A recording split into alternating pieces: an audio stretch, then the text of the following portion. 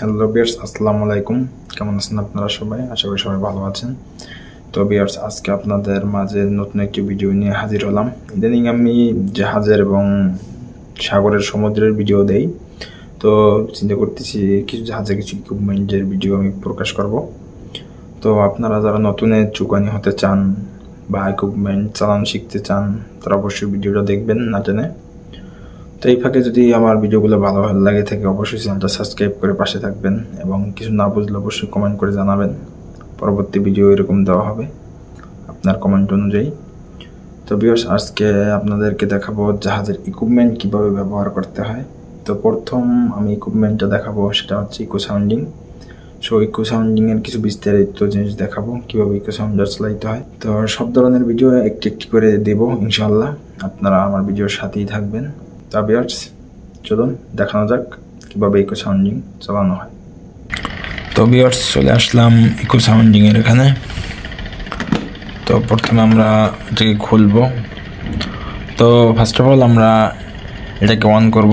এখানে on button আছে এবং এটা দিয়ে অফ করা হয়, সেটা পরে বলে দিব। তো ফার্স্ট অফ অল আমরা এটাকে টিপ দিয়ে অন করলাম।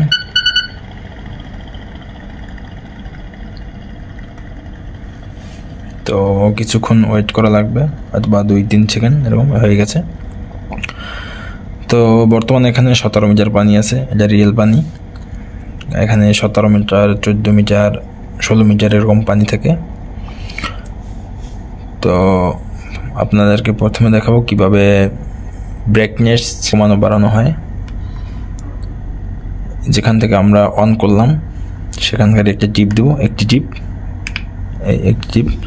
ব্রাইটনেস। সেখানে আমরা এটাকে উপর থেকে চলে গেছে যদিও, এই দেখেন উপর থেকে যদি আমরা দেই, এখানে 3টে বাটন 4টে বাটন আছে, উপরের দেয় তো আমাদের ব্রাইটনেস বাড়তে থাকবে অটোমেটিকলি, আর নিচে দিলে কমতে থাকবে। আর দ্বিতীয়ত হচ্ছে আমরা যখন এটা টিপ দিব এবং ঘুরাবো, দেখেন এই ভলিউম ওইখানে টিপ দিয়ে এটাকে ঘুরাবো, কমবে পারবো। কিন্তু এটা দেওয়াটা ঠিক না, কারণ এখান থেকে ভলিউম কমালে বাড়ালে একটু সমস্যা দেখা দিতে পারে। তো সেক্ষেত্রে আমরা বাটন দিয়েই কাজ করব। দ্বিতীয়ত আমরা দেখাবো পানির রেঞ্জ, কারণ সব জায়গায় এক পানিতেই ধরে না, আমাদের রেঞ্জটা চেঞ্জ করতে হয়। বর্তমানে আছে যা অটো রেঞ্জ, সবসময় আমরা প্রায় সময় অটো দিয়ে থাকি যখন যেটা প্রয়োজন হয়। এখানে 10 মিটার আছে, 20 metre, 50 metre, 80 metre, 100 metre, 160 metre, 200 metre, আর এখানে আছে অটো সেট। তো আমরা এখানে বেশিরভাগই অটো দিয়ে থাকি। তো যখন চলে যাই বা পানির রেঞ্জ পাই না, তখন আমরা 20-এ দেই, 10-এ দেই, 20-10 চাই আমরা বেশিরভাগ দেই। আর অটো রেঞ্জ এই কটা আমরা রেগুলার দিয়ে থাকি। তো বর্তমানে আমি অটো দিলাম, যদি এখানে নিলেই সেভ হয়ে যাবে। এটাকে সরাইতে হলে আপনার এখানে মেনুতে টিপ দেবেন, এই যে মেনু অপশনটা এখানে, মানে এটা যদি দ্রুত করতে চান। আর যদি কোনো কিছু টিপ না দেন, অটোমেটিকলি 2-3 সেকেন্ড পর চলে যাবে।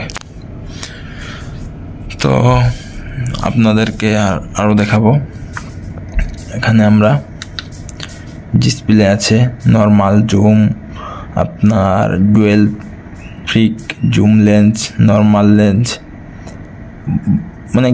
অনেক রকমের আছে।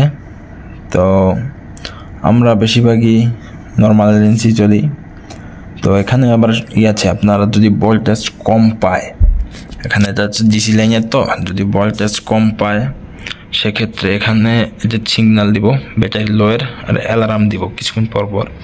তো সেদিকে নজর রাখবেন। যখন লোটা দিব, সিগন্যাল দিব, তখন অবশ্যই ব্যাটারির যে চার্জার লাইন ওটা চালু রাখবেন, তাহলে সমস্যাটা সমাধান হয়ে যাবে। তো ভিউয়ার্স, ভিডিওটা ছিল এই পর্যন্তই। তারপর যদি আপনাদেরকে বুঝতে অসুবিধা হয় অবশ্যই কমেন্ট করবেন, আর ভিডিওটা ভালো লাগলে অবশ্যই চ্যানেলটা সাবস্ক্রাইব করে পরবর্তী ভিডিওর জন্য অপেক্ষা করবেন।